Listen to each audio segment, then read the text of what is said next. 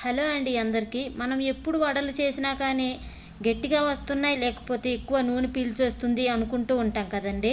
అలాంటప్పుడు ఒక్కసారి ఈ విధంగా ట్రై చేయండి. మిక్సీలో పట్టిన పిండి అయినా సరే చాలా సాఫ్ట్గా నూనె అస్సలు పీలవకుండా వస్తాయి. అందుకోసం నేను ఒక గిన్నె తీసుకొని అందులో 2 కప్పుల మినపప్పు తీసుకొని ఈ విధంగా శుభ్రంగా కడుక్కున్నానండి. తర్వాత వీటిని మంచినీళ్ళు పోసుకొని ఒక 4 గంటల వరకు నాననివ్వాలండి. చూడండి, 4 గంటల తర్వాత చూపిస్తున్నాను. మినప్పప్పు చూడండి ఎంత బాగా నానిపోయాయో. ఇప్పుడు వీటిని ఒక మిక్సీ జార్లోకి తీసుకొని అందులో చల్లనీళ్ళు పోసుకోవాలండి. చల్లనీళ్ళు పోసుకోవడం వల్ల మెదుపు అనేది బాగా వస్తుంది. అలాగే ఈ వడలు కూడా క్రిస్పీగా లోపల దూదుల్లాగా వస్తాయి. చూడండి, ఈ విధంగా మిక్సీ పట్టుకోవాలండి. అలాగే అంత పిండిని ఈ విధంగానే మిక్సీ పట్టుకోవాలండి. చూడండి, పిండి ఎంత బాగా ఒదిగిందో మిక్సీలో పట్టుకున్న. మీరు ఈ విధంగా చల్లనీళ్ళు పోసుకోండి. తర్వాత ఇందులోనే రుచికి తగినంత ఉప్పు, జీలకర్ర, కరివేపాకు వేసుకొని ఈ పిండిని ఒకసారి బాగా కలుపుకోవాలండి. తరువాత ఈ పిండిని చేత్తోటి ఈ విధంగా ఒక 5 నిమిషాలు బాగా మర్దన చేసుకోవాలండి.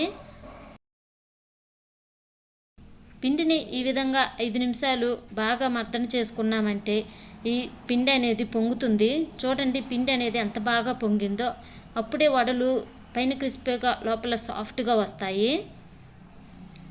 తర్వాత ఒక కవర్ తీసుకొని దానిపైన నీళ్లు రాసుకోవాలి. నీళ్లు రాసుకున్న వెంటనే ఈ పిండిని తీసుకొని చేత్తోటి నీళ్ళు అద్దుకుంటూ ఇలా చేసుకోవాలండి వడల్లాగా. మధ్యలోకి హోల్ పెట్టుకొని ఈ విధంగా నూనెలో వేసుకోవటమే. చాలా ఈజీగా వస్తుంది ఈ విధంగా చేసుకున్నారంటే. తర్వాత వడలు వేసుకోవడానికి సరిపడినంత నూనె వేసుకొని నూనె కాగిన తర్వాత ఈ వడలను ఒక్కొక్కటిగా వేసుకోవాలండి.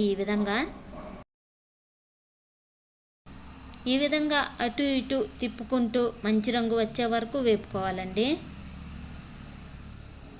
చూశారు కదండి వడలు ఎంత బాగా వచ్చాయో.